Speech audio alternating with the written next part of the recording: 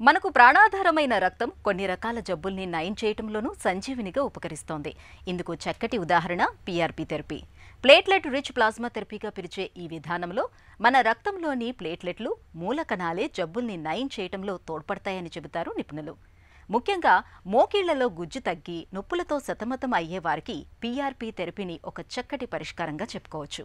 అలాగే growth factor concentration therapy కూడా ఇటీవల బాగా వాడుకలోకి వచ్చింది. ఎదుగుదలకు ఉపకరించే కణాలను సేకరించి కీళ్లల్లోకి ఎక్కించడం ద్వారా మంచి ఫలితం ఉంటుందని చెబుతారు డాక్టర్లు. నొప్పులను తగ్గించి మోకీళ్లలో తిరిగి గుజ్జును పెంచడానికి ఉపకరించే పీఆర్పీ, జీఎఫ్సీ థెరపీల గురించి ఇప్పుడు తెలుసుకుందాం.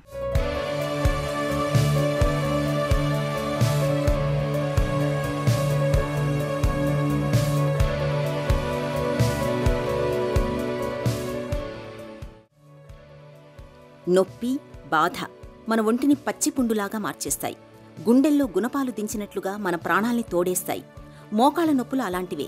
పోటెత్తే ఈ మోకాళ్ల నొప్పుల మూలంగా నిత్య జీవితమే దుర్భరంగా మారుతుంటుంది.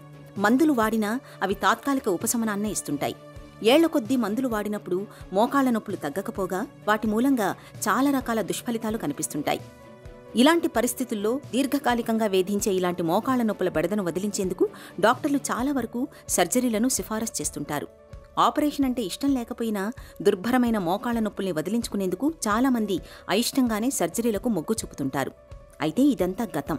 ఇక నుంచి సర్జరీ అవసరం లేకుండానే, చర్మంపై ఎలాంటి కోతలు ఘాట్లు పెట్టకుండానే మోకాళ్ల నొప్పుల్ని మాయం చేసేందుకు ఆధునిక వైద్యంలో platelet rich plasma therapy, growth factor concentration అనే సరికొత్త చికిత్సలు అందుబాటులోకి వచ్చాయి. వాడుకలో పీఆర్పీ, జీఎఫ్సీ థెరపీలుగా పిలిచే ఈ విధానాల్లో మన రక్తంలోని ప్లేట్లెట్ కణాలని చికిత్సలో ఉపయోగిస్తామని చెబుతారు డాక్టర్లు. మన తొడ ఎముక మరియు కాలి ఎముక మధ్యలో మృదులాస్థి అరుగుదలని మోకీలు అరుగుదల లేదా నీ ఆస్టియోఆర్థరైటిస్ అని మనం అంటాము. సో చాలా మందిలో ఉన్న అపోహ ఏంటంటే మోకాల అరుగుదలకి కేవలం మోకీలు మార్పిడి అనే శస్త్రచికిత్సనే అందుబాటులో ఉందనే అపోహ చాలా మందిలో ఉంది. భయం కూడా చాలా మందిలో ఉంది. అది ఏమాత్రం నిజం కాదు. మోకీలు స్టార్టింగ్ స్టేజ్లో లేదా మధ్య స్టేజ్లో అరిగిన వాళ్ళకి కొన్ని అత్యాధునికమైన సర్జరీ లేకుండా లేదా కోత లేకుండా అనేక చికిత్సలు అందుబాటులో ఉన్నాయి. దాంట్లో మనం లేటెస్ట్గా మనం డిస్కస్ చేసుకోవాలి అంటే పీఆర్పీ థెరపీ లేదా ప్లేట్లెట్ రిచ్ ప్లాస్మా థెరపీ, దానికంటే అడ్వాన్స్డ్గా జీఎఫ్సీ థెరపీ అంటే గ్రోత్ ఫ్యాక్టర్ కాన్సంట్రేట్ థెరపీ అనే చికిత్స అందుబాటులో ఉన్నది. సో ఈ బేసికలీ ప్లేట్లెట్ రిచ్ ప్లాస్మా లేదా గ్రోత్ ఫ్యాక్టర్ కాన్సంట్రేట్ థెరపీ అంటే పేషెంట్ యొక్క బ్లడ్లోంచే మనం హీలింగ్ సెల్స్ అంటే ప్లేట్లెట్లు అనే కణాలు తీసుకొని మోకీళ్ళకి ఎక్కించడం ద్వారా మోకీళ్ళ యొక్క అరుగుదలని రిపేర్ చేయడం జరుగుతుంది. పసి వయసులో నడక నేర్చుకునేటప్పుడు, ఆటలు ఆడుకునేటప్పుడు, సైకిల్ తొక్కుతున్నప్పుడు కిందపడి దెబ్బలు తగిలించుకోవడం, చర్మంపై గాయాలు కావడం మనలో ప్రతి ఒక్కరికి అనుభవమే. ఇటువంటి గాయాలకు ఎలాంటి చికిత్స చేయకపోయినా చాలా వరకు వాటంతటవే మానిపోతుంటాయి. చెక్కుకుపోయిన చర్మం స్థానంలో కొత్త చర్మం వచ్చేస్తుంటుంది. శరీరానికి తగిలిన గాయాలు మానిపోవడం అన్నది ఒక సహజమైన ప్రక్రియ. ఆ శక్తి మన శరీరంలోనే ఇమిడి ఉంది. అలా గాయాలను మార్చగలిగిన శక్తి కలిగినవే మన రక్తంలోని ప్లేట్లెట్స్. ఈ ప్లేట్లెట్లు విడుదల చేసే పలు గ్రోత్ ఫ్యాక్టర్స్ గాయాన్ని మాన్పివేసి ఆ పైన సహజసిద్ధంగా మరమ్మత్తు చేసి పూర్తిగా మానేలా చేస్తాయి.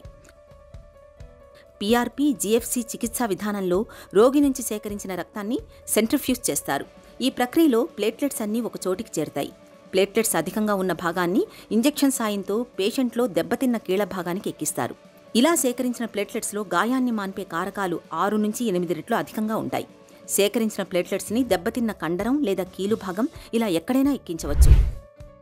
సో దీని గురించి మనం ఇన్ డీటెయిల్ డిస్కస్ చేసుకోవాలి అంటే ఈ ప్లేట్లెట్లు అనే కణాలంటే ఎప్పుడన్నా మీరు చూస్తే చర్మం మీద గాయం అయితే ఆ గాయం మచ్చలాగా ఏర్పడడానికి కారణమే ఈ ప్లేట్లెట్లు అనే కణాలు.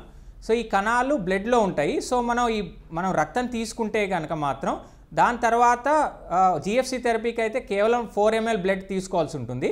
అదే ప్లేట్లెట్ రిచ్ ప్లాస్మాకి అయితే కాస్త ఎక్కువ 15 to 20 ml బ్లడ్ తీసుకోవాల్సి ఉంటుంది. సో ఇది ఒక సెపరేట్ ట్యూబ్స్లో తీసుకొని దాన్ని మనం కాసేపు అయిన తర్వాత సెంట్రిఫ్యూజ్ అనే మెషిన్లో పెట్టడం ద్వారా, అంటే ఈ మెషిన్ ఏం చేస్తాయి అంటే ఈ ప్లేట్లెట్లు అనే కణాలని లేదా గ్రోత్ ఫ్యాక్టర్స్ కాన్సంట్రేట్ వచ్చే సొల్యూషన్ని సెపరేట్ చేస్తాయి అన్నమాట.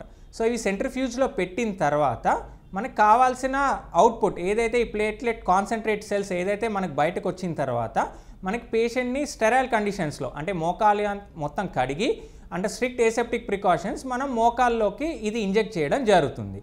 ప్లేట్లెట్ రిచ్ ప్లాస్మా థెరపీ సాయంతో దీర్ఘకాలికంగా వేధించే మోకాళ్ల నొప్పుల్ని చాలా వరకు తగ్గించుకోవచ్చు. ఒక్క మోకాళ్ల నొప్పులే కాదు, భుజం, మోచేయి, వెన్నెముక, మోకాలు, తుంటి, చీలమండల భాగాల్లో వచ్చే పలు రకాల నొప్పులు, బాధలకు పీఆర్పీ థెరపీని ఒక చక్కటి పరిష్కారంగా చెప్పుకోవచ్చు. ఈ పీఆర్పీ, జీఎఫ్సీ విధానాల్లో ఆపరేషన్ అవసరం లేదు, మందులతో పని లేదు. శరీరంలో ఉన్న సహజమైన గాయం మాన్పిడి ప్రక్రియనే వేగవంతంగా చేసి మెరుగుగా పనిచేసేలా చేస్తారు. రక్తంలోని ప్లేట్లెట్స్ ప్లాస్మాలోని గాయం మాన్పే అంశాలను తీసుకుని కీళ్లు, అంత త్వరగా మానని గాయాలకు చికిత్స చేస్తారు. పేషెంట్ రక్తంలోని ప్లేట్లెట్స్ని చికిత్సలో ఉపయోగించడం వల్ల ఇన్ఫెక్షన్ల బెడద ఉండదు. రోజుల తరబడి ఆసుపత్రిలో ఉండాల్సిన అవసరం అంతకన్నా ఉండదని చెబుతారు నిపుణులు.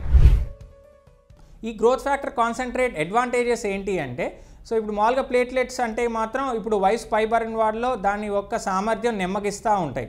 అదే గ్రోత్ ఫ్యాక్టర్ కాన్సన్ట్రేట్లో అయితే మనకి 10 రకాల గ్రోత్ ఫ్యాక్టర్స్ అనేవి ఉంటాయి. సో అవి మనం మోకాల్లోకి ఎక్కించడం ద్వారా పేషెంట్స్ ఏమైతే ఈ కార్టిలేజ్ ఎక్కడైతే డ్యామేజ్ అయిందో సో వాటిని ఒక 6 నెలల నుంచి 9 నెలల్లో రిపేర్ చేయడానికి ఈ సెల్స్ అనేది దోహదపడతాయి. సో ఈ సెల్స్ ఎంతకాలం పనిచేస్తాయి అంటే, పేషెంట్కి 1-2 ఇంజెక్షన్స్ ఇచ్చిన తర్వాత నొప్పి తగ్గిన తర్వాత వారికి యూజువల్గా 1 సంవత్సరం అనేది ఈ థెరపీ ద్వారా ఉపశమనం పొందవచ్చు. మళ్ళీ నొప్పులు తిరగబెట్టిన తర్వాత ఈ థెరపీస్ అనేవి వీరు చేసుకోవచ్చు. సో ఈ ప్లాస్మా థెరపీ ఒకవేళ ఓన్లీ సింగిల్ థెరపీ కాకుండా కొన్నిసార్లు మనం కాంబినేషన్ థెరపీ ద్వారా కూడా మనం ఇస్తూ ఉంటాం. సో ఈ కాంబినేషన్ థెరపీ అంటే ఈ ప్లాస్మా థెరపీతో పాటు మనం గుజ్జు ఇంజెక్షన్ అంటే హైయాలురోనిక్ యాసిడ్ అనే గుజ్జు పదార్థంతో కలిపి మోకాల్లోకి ఎక్కించడం ద్వారా ఇంకా బాగా ఈ రెండు కలిపి కొత్త గుజ్జును కూడా మన పొర నుంచే స్పందించి ఈ లూబ్రికేషన్ జాయింట్లో అవ్వడం ద్వారా మోకీలు యొక్క లైఫ్ స్పాన్ లేదా మోకీలు మార్పిడి అవసరం లేకుండా కొన్నాళ్ళు పొడిగించవచ్చు. Platelet rich plasma therapy, growth factors concentration therapy అనేవి విదేశాల్లో గత 20 ఏళ్ల నుంచే బాగా వాడుకలో ఉంది. సర్జరీలకు ప్రత్యామ్నాయంగా ఈ థెరపీలను బాగా విరివిగా ఉపయోగిస్తున్నారు. మన దగ్గర ఇప్పుడిప్పుడే డాక్టర్లు పీఆర్పీ, జీఎఫ్సీ థెరపీలకు మొగ్గు చూపుతున్నారు. మోకాళ్ల నొప్పులు మొండిగా మారి మందులకు, వ్యాయామాలకు లొంగనప్పుడు సర్జరీకి వెళ్లాల్సిన పరిస్థితుల్లో ఈ థెరపీలను ప్రయత్నిస్తే మంచి ఫలితం ఉంటుంది.